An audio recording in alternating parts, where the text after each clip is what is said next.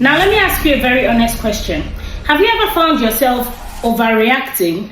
Have you ever reacted to something very small in such a big way that even you yourself, you are confused? Later on, you cannot be asking yourself and thinking back that, this is not even that deep. Why did I react that way? Have you ever been in that situation?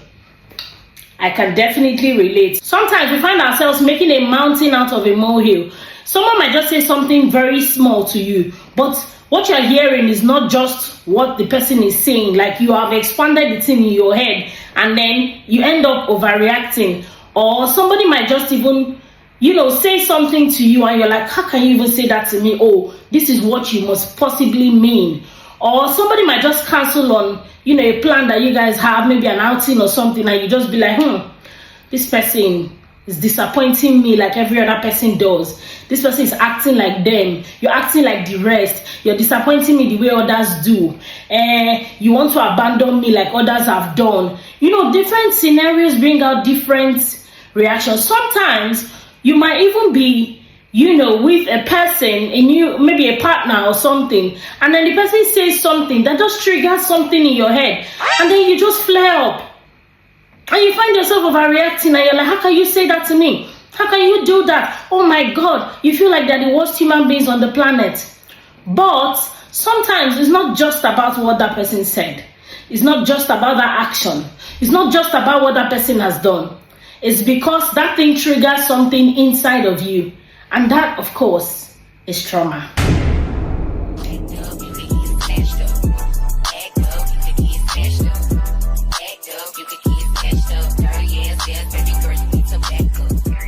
So hello my amazing people, welcome back to the Literal Podcast, the amazing podcast where we talk about real life situations, societal issues, relationships, faith, and of course navigating life and its lessons in general. I'm your amazing host Ogechi Nze, aka The Phenomenal Oge, and today we'll be talking about healing from trauma.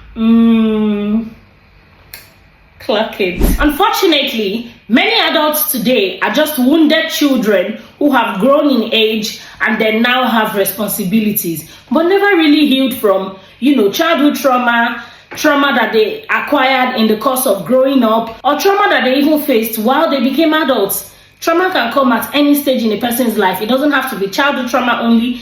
There could be adulthood trauma. And sadly, if we don't heal from what has hurt us, we'll end up bleeding on other people who never had any business with what happened. Sometimes we end up bleeding on those who didn't cut us simply because we're hurt. Have you ever heard the saying that hurt people hurt people? Yeah, H-U-R-T. So people who are hurt, people who are damaged, people who are traumatized end up hurting other people. Unfortunately, they bleed on those who do not cut them. They end up transferring the aggression or transferring the pain from their past trauma to other innocent people who don't even know what happened. Unfortunately, you might want to think about it like, say, oh, why are you even doing that? Transfer of aggression is wrong, or you shouldn't be doing that. You should heal from your trauma. You should do this and all that. Heal before you deal. Yeah, we hear all those things.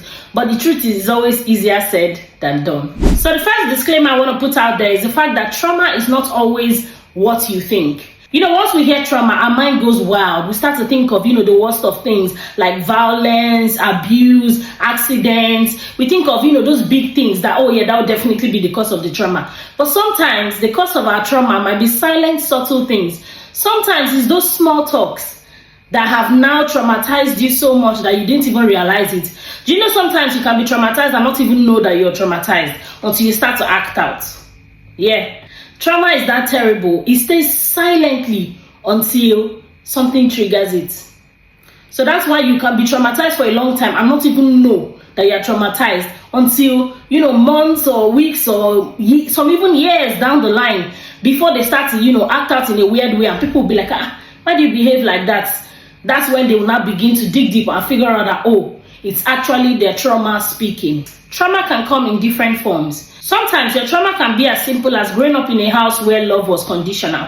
Some people grew up in a home where they had to do something to earn the love of their parents. Some people grew up in the homes where they have to constantly prove themselves to feel validated or to get validation from their parents or to get a show of love and affection from their parents. Some people only ever heard their parents say, oh, well done, I love you, I'm proud of you, when they did something big, something that was like a major milestone. So some people who grew up in homes like that, where they felt like they had to, compete, or they had to work to earn their parents' love and affection and attention, or, to earn words of affirmation from their parents, many of those people end up being traumatized adults. Trauma can also come from always being compared to others. Some people in the course of their life, they've been compared to other people a lot. They've always heard, oh, can't you be like your mates? Look at your brothers. Look at your sisters. Is this how they are doing? You are a disgrace. Look at all the people that came, the people that are coming first in your class. Do they have two heads?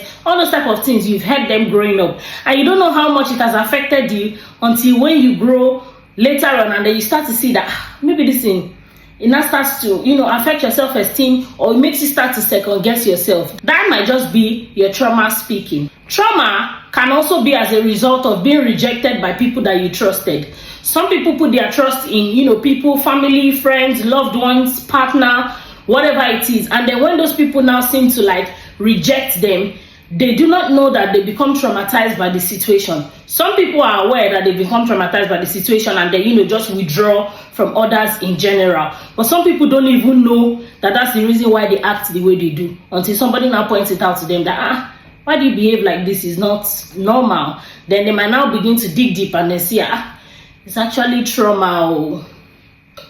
God will help us. Some people also get traumatized from being betrayed in relationships. This one is very common. So some people have been betrayed in their previous relationships, and that has now, caused them to be traumatized. Some people are scared of getting into another relationship. Some people, their own way of reacting to that trauma is that they start to hurt others. Because they were abused in relationships, they start to abuse other people. Do you get? Some people, because other people have hurt them, they become, tough as a rock, and they become emotionless and go on a hunting spree. And they're like, oh, I'm going to hurt every single person that I meet. Because they feel like they want to transfer the aggression or return the favor. But unfortunately, those innocent people that you're now going to hurt afterwards, they're not even the people who hurt you. So do you get the concept of hurt people hurt others? Exactly. Sometimes trauma can also come from being constantly criticized. Some people are so used to hearing, oh, you're not good enough, you can never do anything right, you're always wrong, why must you do this, why do you have to drop that, why did you have to do this, why did you have to get this position, why did you have to do this way, why is it that, oh, nothing ever works in your own life, all your things are always going left, nothing ever goes right, your relationship, this one, work, money, you don't have. Sometimes some people, all they seem to hear is constant criticism from family, friends, loved ones, from anybody. And then that thing now becomes traumatic for them, that they themselves now start to believe that they cannot actually do anything right. There are some people who believe that they cannot do anything right. They believe that, oh, maybe they are not good enough. They believe that they are not worthy of love. They believe that, oh, they are not just good enough people. They believe that they don't deserve good things of life, simply because of what people have told them or drummed into their ears that have now become a source of trauma for them. Some people's source of trauma can also be from body shaming, bullying in school, different things. That also becomes a source of trauma for people. And it can happen in two different ways. Some children's reaction to bullying, body shaming, and the likes is that they become withdrawn and then on their own, and then they become quiet and everything. They don't want to associate with anybody. That's the way some children handle theirs. But in some other cases, some people rather revolt and become angry and aggressive.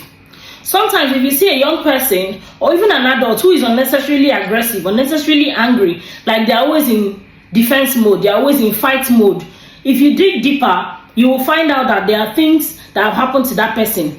Maybe it's just things that people used to say to them that has hurt their self-esteem so much that they now feel the need to have to prove to other people that you can't put me down, you can't talk down on me, you can't do this, you can't do that. So they become natural warriors. They're always ready to fight. They're always ready to throw punches. Sometimes those things are not normal. They're not just ordinarily angry people. Some people, it's just their trauma playing out. So trauma is basically any painful experience that your heart has not fully processed. Yes, that's exactly what trauma is, just in case you were thinking, what exactly is even trauma? I just answered your question in advance. So any painful experience that your heart did not fully process and heal from is trauma. And unfortunately, from the side part of the world where I come from, which is Nigeria, and then Africa, and Africa at large, Africans' way of healing from trauma is a very interesting way. Instead of actually facing it square on, seeking help and actually dealing with the trauma, we just ignore it and believe that, oh yeah, time will heal all our wounds. But does time really heal all our wounds? No. I'm gonna tell you the truth. The answer to that is no. Time doesn't necessarily heal your wounds. Time just passes. It doesn't heal. Time is not what does the healing. Time on its own doesn't heal your wounds, no. If you don't actively work on those wounds and treat them, and then you're busy relying on time that, oh, with time I'll get over it, my dear, you will not get over anything. I can tell you that for free. There are some people who have been hurt many years ago and they've still not gotten over it even 10 years later. Any little thing can still trigger it and then they are still, back again. So most times we actually don't heal from things that we think we've healed from. We've just ignored them and learned how to suppress it. But has that really helped the situation? The answer is no. You might think that, oh, that thing was just a small thing. It happened a long time ago. I've moved on. Until you start acting out and getting angry when any little thing triggers that memory in your head. That's when you realize that you actually haven't moved on. You just suppressed it. In many African homes, emotional conversations were not exactly encouraged. No. You will tell your mom that, oh, mommy, this thing really hurt me. I didn't like the fact that you did this. I didn't like the fact that you did that. Or somebody said this to me, or somebody said that to me, and it really hurts me. And then the next thing you hear, my friend, go and bring plates. Let me dish food for you. I'm sure some people can relate. Exactly. So things like that just suppress those things that hurt you, and then over time you don't know that the thing has been piling. You think, oh, you have moved on because it's been a long time it happened. You'll be surprised that you haven't moved on. So if you don't deal with that trauma, it will eat deep inside you, and then you will end up becoming an angry adult. In Africa, it's so unfortunate that you see somebody trying to explain their feelings, you see somebody hurt about something that they're crying, oh, look at what this person did to me, or look at what these people said to me, and then you see somebody who have the audacity to tell you, my friend, is that why you're crying? Now, wow, you're not the first person that this thing is happening to. It happens to people everywhere. Do you know the amount of suffering people are going through, and it's this small thing that is your problem? My friend, man up. My friend, woman up. Whatever it is, and then take the bull by the horn. My friend, brace up. You hear silly statements like that. My friend, man up.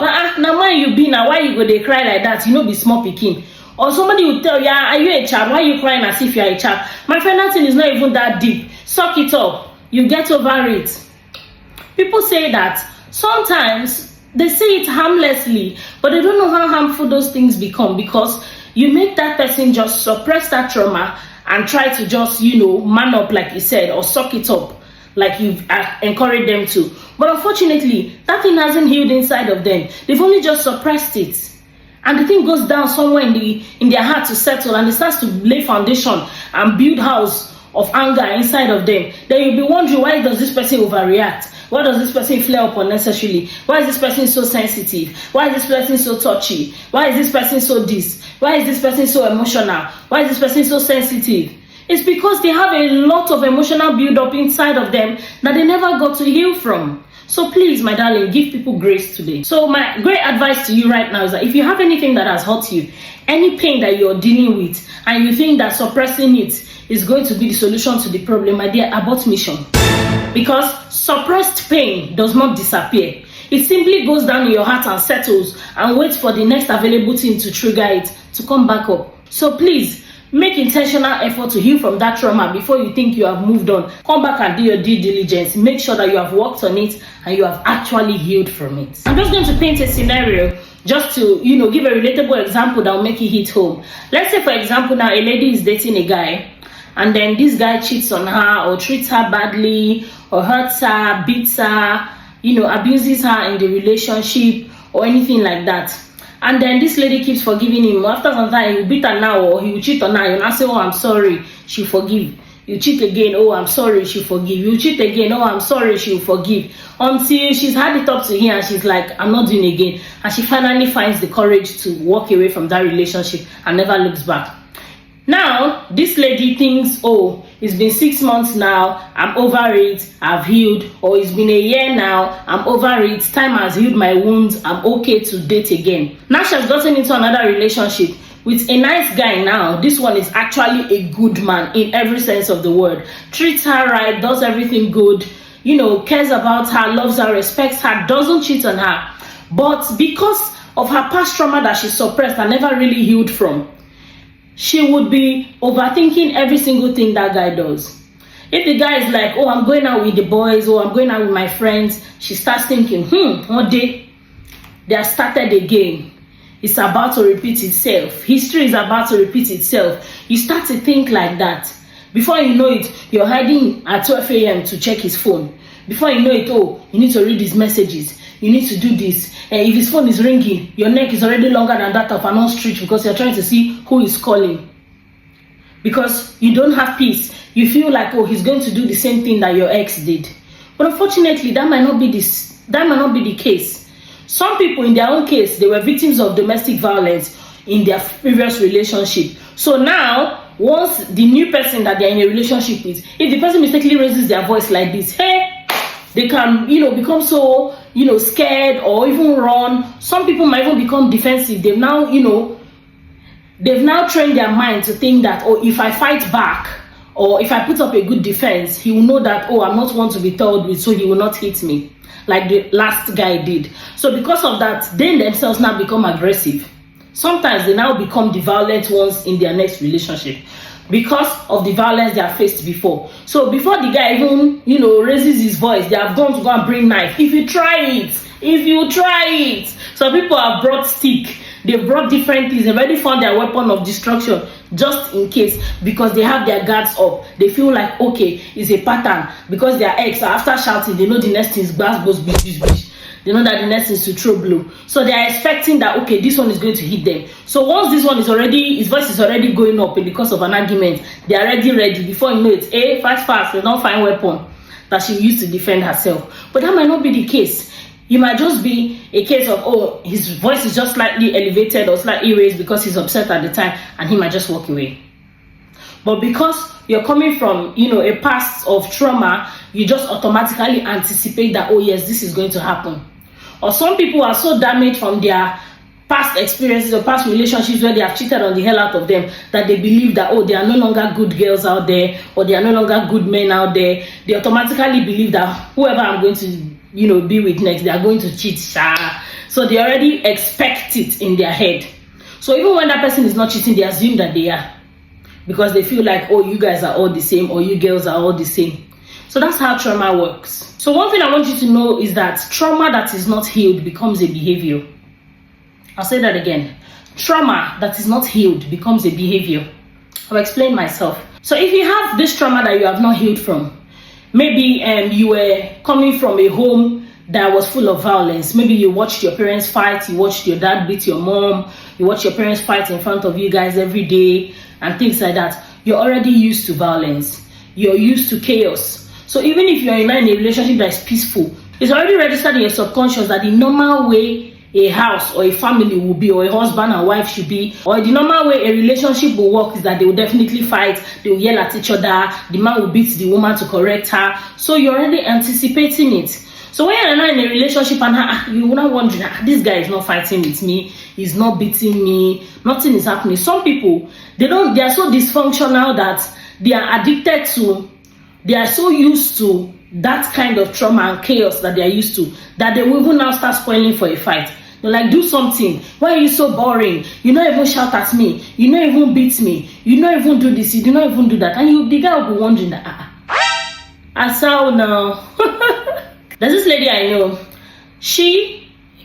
I don't know what kind of dysfunction, she comes from, like, in terms of family. I don't know what her family looked like. I don't know whether her dad used to hit her mom or whatever. But she's been in past relationship where her exes used to hit her. So she had gotten used to it as the normal. She feels like, oh, okay, if you're in a relationship, if you offend your man, he will beat you to correct you. So it is normal for her. But sometimes you need to ask yourself, is your normal really normal? So that was normal for her, but that was a very abnormal normal. So she thought, oh, it's a normal thing. How will you know that the man loves you if he doesn't beat you to correct you? And I was like, eh? Ha. I was like, hey, people they date though. I'm like, what do you mean? And she was like, yes, that is normal. She was like, oh, how will you know that he loves you if he doesn't beat you when you get him upset, when he corrects you, that he will not beat you? So when you, after you're not crying, you're not sad, he will not buy you gifts. He will not use the gift to come and beg you. I was like, eh? So I'm like, what manner of dysfunction, what manner of trauma is that? How broken are you that you're anticipating beating? Because you know, okay, after the beating, they will give you gifts to beg you. Ha! People there, oh. God, I beg. So there's another special kind of trauma that people don't even class as trauma. You might not even know that it might have become traumatic for you. And that is the strong friend trauma. I'm sure this one will shock you. You'll be wondering, strong friend trauma, what does that even mean? So you know that one friend that everybody runs to for advice, everybody runs to for help, but nobody ever asks them, oh, how are you? How are you doing? Because everybody sees them as, oh, they are the strong ones. Everybody believes that, oh, yes, they are strong, they don't need help, they are all right, they can figure everything out on their own. All their work is to that they came to do in life is to be helping on their friends and family. So sometimes being the strong person itself going is a problem. You might not know that you have become traumatized by being the strong friend all the time, because you're there dealing with your own issues, dealing with your own problems, but you feel like for you to feel some sense of self-worth and, you know, usefulness, you have to keep showing up for people. You feel the need to solve everybody's problems when you haven't even solved your own problem. Sometimes that's your strong friend. Try for a change. Check on that your strong friend. Ask that your friend that is always showing up for you every time that, my dear, how are you? No, like, I don't want to hear, oh, I'm fine. Like, really, how are you doing? What's up with you? Are you okay? How is work? How is life? How is every aspect of your life doing? How is life treating you? Sometimes you should actually sit back and ask that your friend that is always showing up for you, that is the strong friend every time. Ask them if they are really okay. Because sometimes those people are dealing with a lot inside, but they just feel the need to have to show up because everybody sees them as a strong person. So they feel like, oh, they have to show up for everybody else. So they just, you know, suck it up and then come out and put up the front of, you know, the strong person that, you know, has no problems, has no fears, has nothing troubling them, no source of pain. But that is not the case. Those people might be dying inside. That's why sometimes you will hear, oh, and this person was so bubbly, was so nice, this person looks so happy, helping everybody, but you just hear, oh, the person committed suicide. Now, that's why they happen, oh, my dear. So you see that your strong friend, please check on them today. You get why? Ask that friend, are you okay? My dear, how are you doing? Hope you are fine. And I don't want just lip service, oh, automatic answer, oh, how are you doing? I'm fine. Are you really fine? Ask your friends today. That's your family member, that's your friend, that's your partner who is always being the strong one for you. You self, try and be strong for them too for a change. Ask them, check on them, find out how exactly they are doing, and you'll be surprised at what you would hear. So the major downside of being the strong friend all the time is that you might actually be exhausted. You yourself are exhausted, you are dealing with a lot, you are going through a lot, you are coming back from a lot, you are inside a lot. But yet nobody knows. Everybody is still bringing their problems to you, and you just put your own problems on pause and make sure you help them solve their own, and then they become fine and they move on without remembering that you too, you are a human being. And the scary thing about being the strong one all the time is the fact that people stop seeing you as human. People forget that you are human, not like they stop seeing you exactly as human. It's not like they see you as one spirit or one god or a robot or something. No, not exactly, not literally. But they literally forget that you're human too. They forget that you too can also have problems, you too can also have issues, and all they do is bombard you with, oh, I have this problem, help me out, I have this problem, oh, I need advice, and pray with me, pray for me about this, give me advice on this, give me advice on that. Forgetting that your friend too self, now human being, the way you said the see shege, your friend feed the see shege banza. So please check up on that your friend today. Because once people, you know, forget that you're human and they just start to see you as an emotional support system, or they just start to see you as a support system, that can actually create deep emotional wounds. Because all you think is that Before you know it, your mind will be conditioned to think that, oh, you're only meant to be solving people's problem. You see yourself as, oh, support system for everybody. Meanwhile, you have not even supported yourself or helped yourself out of your own problem. Have you not seen when therapists cannot even deal with their own problems? Have you seen therapists that is depressed before? Then you'll be shocked. I've heard of, a pastor who was saying, oh, he was preaching, helping people, solving people's problems, attending to his congregation and all that for many years, for about 3 years or so, and he was depressed. Like every Sunday, week services, he will still come out back to back, he will show up, he will preach to people, but he was dying inside, he was empty, he was exhausted. So it is very, very possible to be the support system for everybody else, while you yourself, you are empty and dying inside, you are exhausted. So if you feel like that, dear strong friend, dear strong person, dear support system, if you feel like you're exhausted, it's okay to tell people, I'm sorry, I cannot attend to this right now. I understand that you're going through things, but my dear, I'm also going through a lot at this point in time. Could you give me some time to figure myself out and sort myself out so that I can be in a better position to show up for you guys and help you as well? And then if that your friend that you're telling that is sensible, they will not take offense. Rather, they will even be concerned and think of, oh, what can I do to help?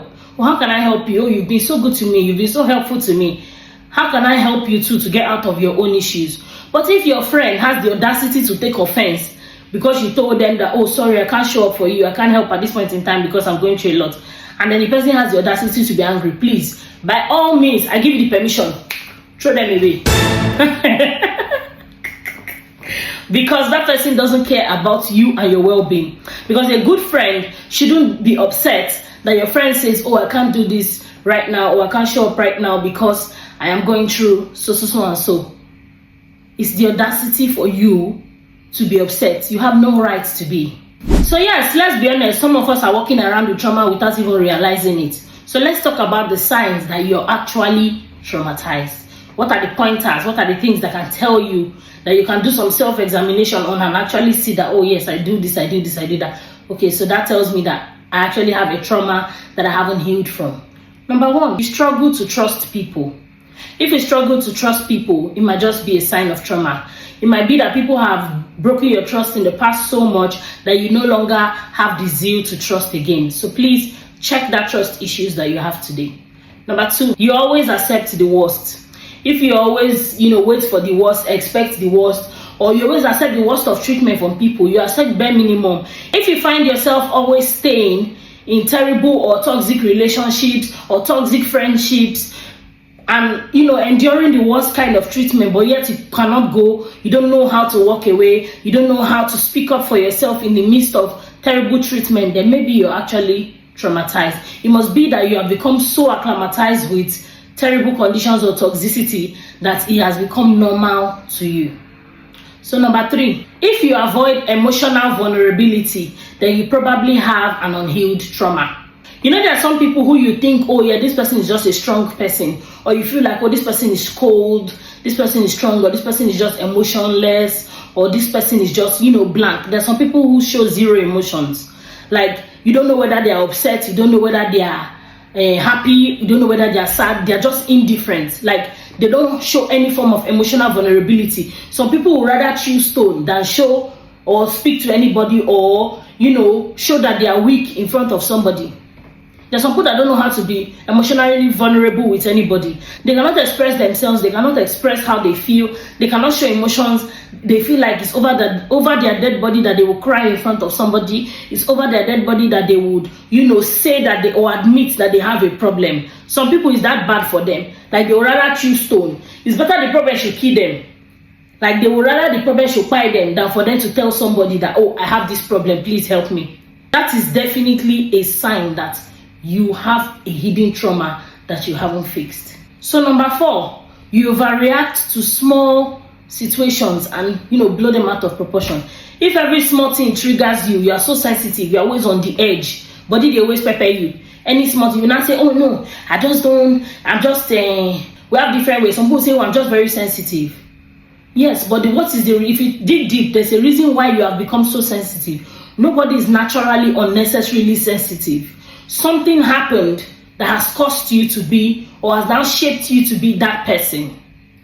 You're not just a naturally angry person. You're not just, someone who overreacts or, jumps into conclusion or throws things out of, or blows things out of proportion. It's not that that's just how you are naturally. That's not how you are.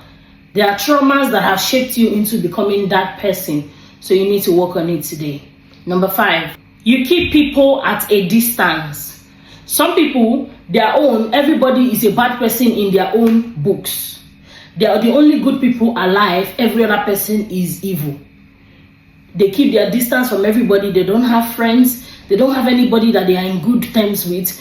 They don't have friends. They don't have any family member that they relate well with. Everybody is always a bad person in their story. They keep their distance from everybody. They believe that the entire world hates them.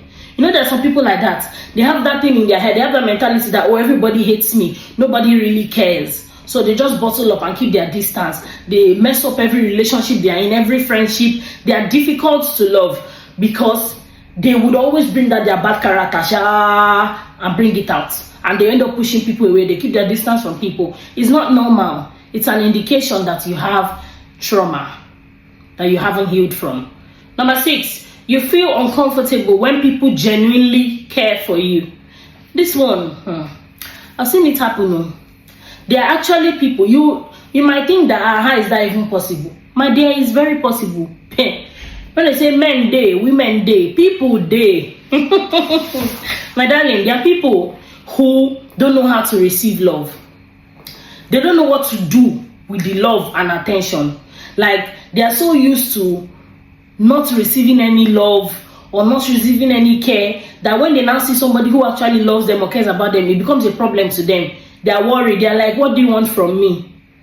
They are like, what's wrong with this person? Why are you doing too much?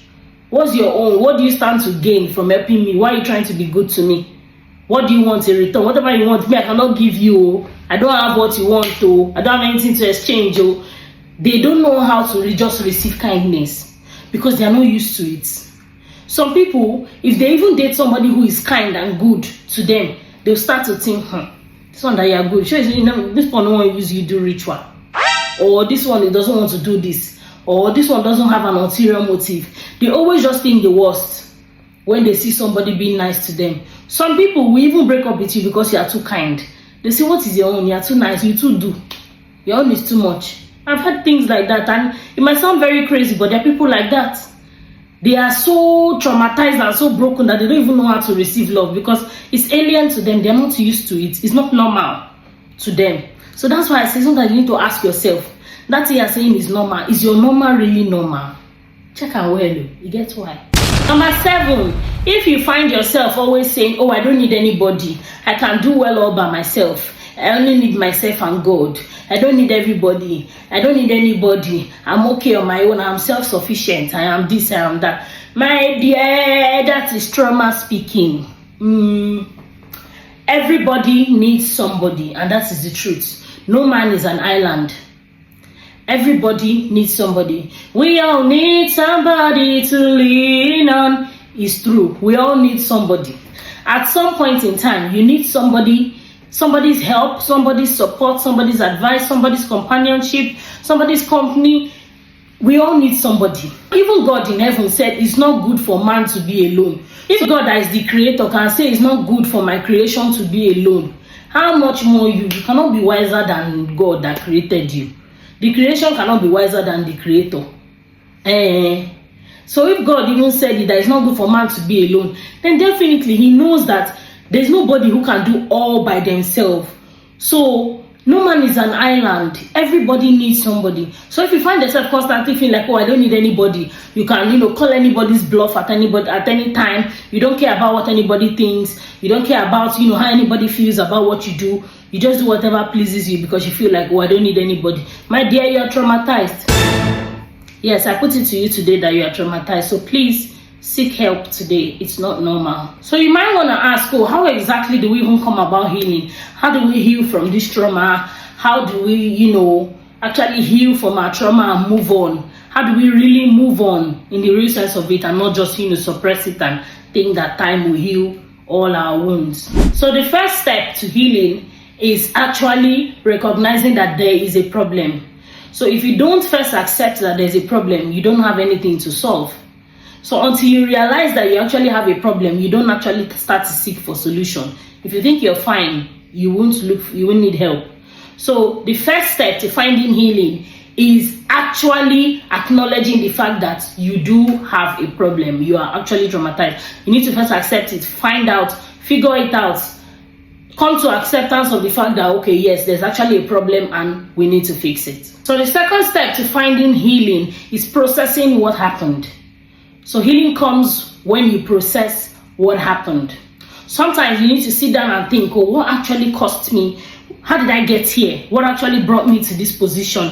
How did I become this person? You need to process it and figure out what is the cause of this trauma. So until you find the root cause, you cannot solve the problem. Do you get? So you need to find out what is the cause of the problem so that you know the right precautions to take or the right steps to take to tackle that problem. So second thing you need to do is identify the problem. So first thing, I said number one, first thing you need to do is accept that there's a problem. Come to the knowledge of the fact that there is a problem. Number two, identify what exactly the problem is. Identify the root cause of the problem. What is the source of this trauma? That's the second thing you need to do. Number three thing you need to do is confront those wounds. You know that, yes, so you've agreed that, oh yes, you're hurt. You've identified what hurt you. Now the next step is confrontation. You need to confront those wounds. You need to face them square on. Say, okay, yes, this is what happened. I need to solve it. I need to fix it. What can I do to heal from this? You've accepted that, okay, yes, I'm hurt by these things. But what are the steps that I need to take to actually move forward from it? And by confronting the wounds, you need to allow God heal your broken heart. You need to ask God to help you.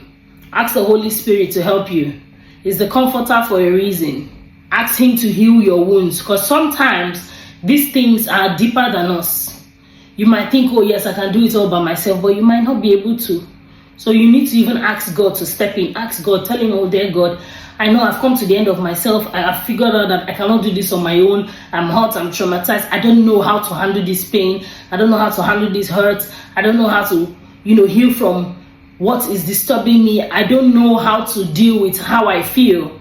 And he's our ever-present help in time of trouble for a reason. He's always there. So if you ask him to heal your heart, he will do it.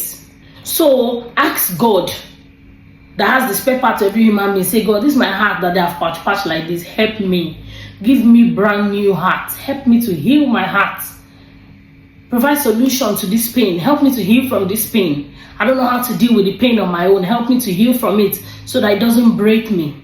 So another thing you need to do is be true to yourself. Don't pretend. You can deceive every other person, but you cannot deceive yourself. So don't deceive yourself. Don't pretend to yourself that, oh, you're okay. Don't convince yourself in your head that you're fine when you're not actually fine. Because pretending that you're okay is not going to help you. Pretending that you're fine doesn't make you healed in any way. It just makes you a broken person who is acting like they are okay. It just makes you a wounded person who is pretending to be fine. Everybody on the outside will think, oh, this person is okay, until you start to act out. And then if you're not careful, if you don't heal, you end up pushing people away from you. Because nobody likes to be, everybody has an elastic limit with dealing with somebody else's hurt or toxicity. Someone cannot constantly be bleeding on you when you're not the one who hurts them or cuts them. You get to the point where you're like, yourself, your own is too much. I think you need to go and sort yourself out. I'm not a therapist. I'm not a doctor. I'm not God who can heal your heart. So I think you need to go to the person who can actually help you and fix yourself first. Because hurt people hurt others. So you need to be true to yourself. Ask yourself, okay, who are the people that hurt me? What exactly did they do to hurt me? How exactly is this hurt affecting me? You need to be true to yourself to answer those questions in all honesty. That's one of the beginning steps to actually getting any help and any headway with your healing process. I understand that admitting the pain can feel uncomfortable. Yes, it might feel somehow, you might feel small, you might feel like you're weak or whatever. We all feel things differently. So sometimes some people find it difficult to even acknowledge to themselves the fact that they are hurt or they are in any form of pain. They keep convincing themselves in their head that they are fine when they are not actually fine. But the truth is, you cannot heal from what you refuse to acknowledge. So until you choose to acknowledge it, you cannot heal from it. So the next step to your healing process is forgiveness. You need to forgive yourself, forgive the people who hurt you, forgive whatever hurt you. That way, you would find healing. There is no healing without forgiveness.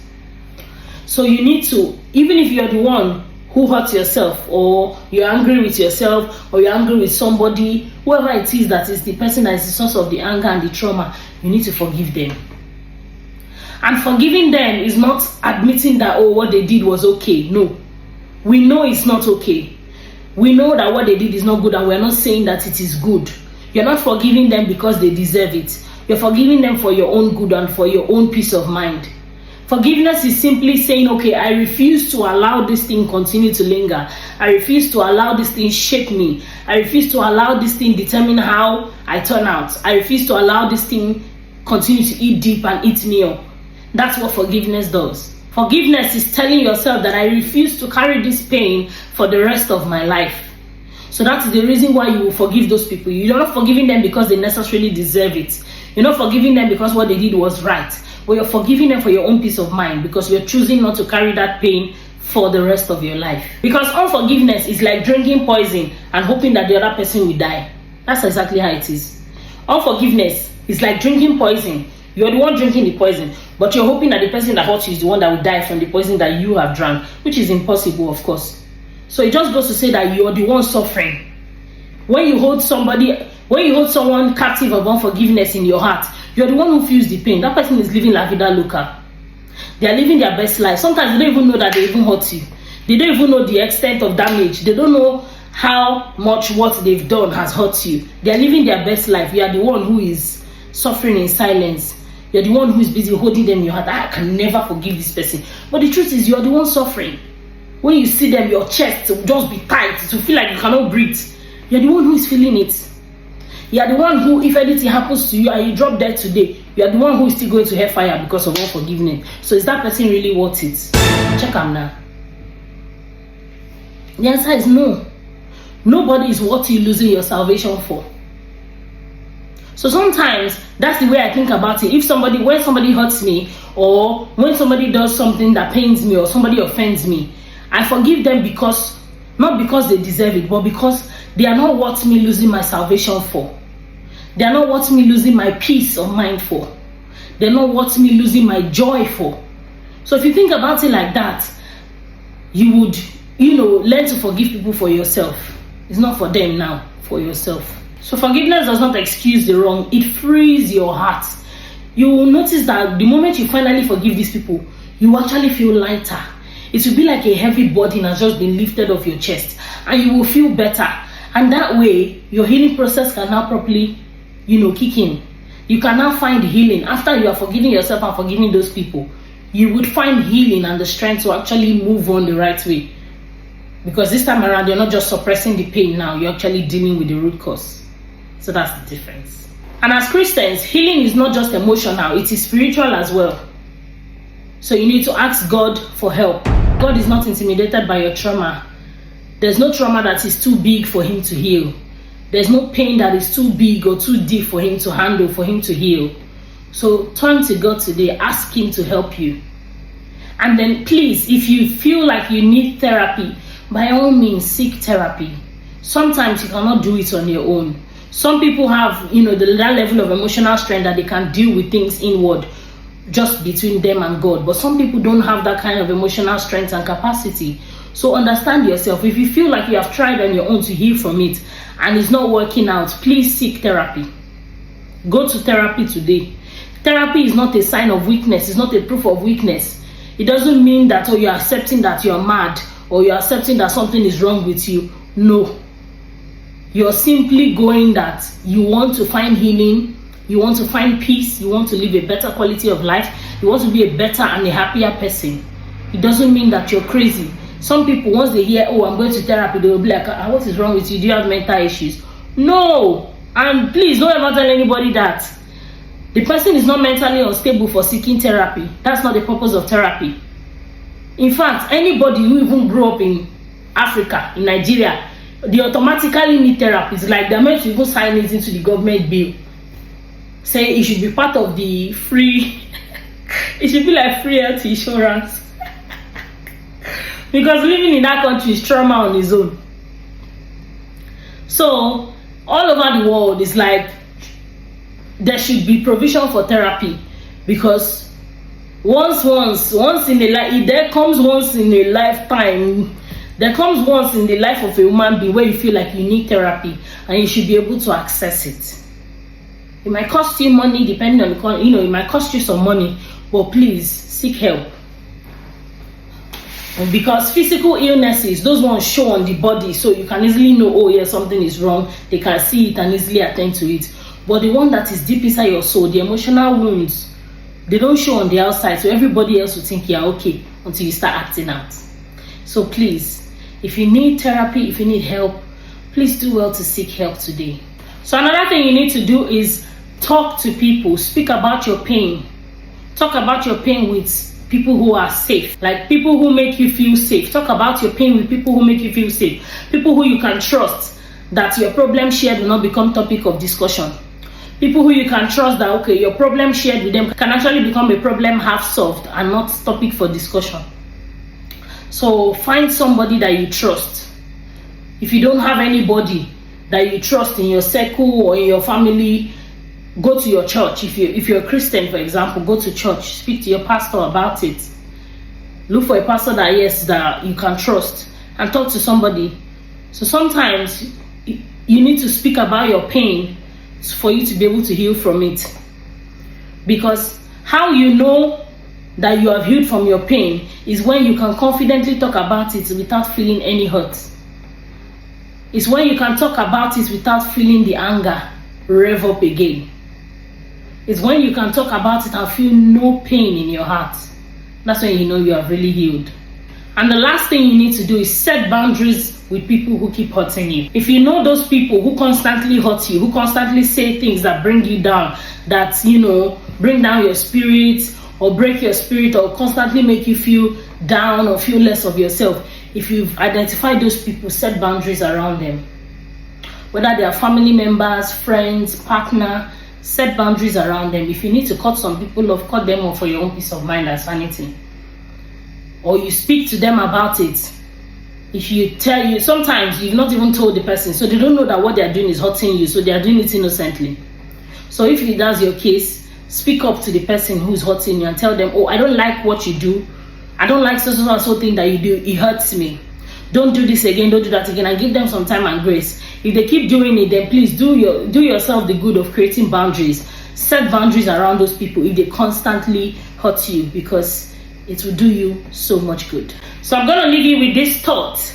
Your trauma might not be your fault, but your healing is your own responsibility. You deserve peace, you deserve healing, you deserve healthy relationships, you deserve to be happy in life. And most importantly, you deserve a life that is not controlled by those things that hurt you.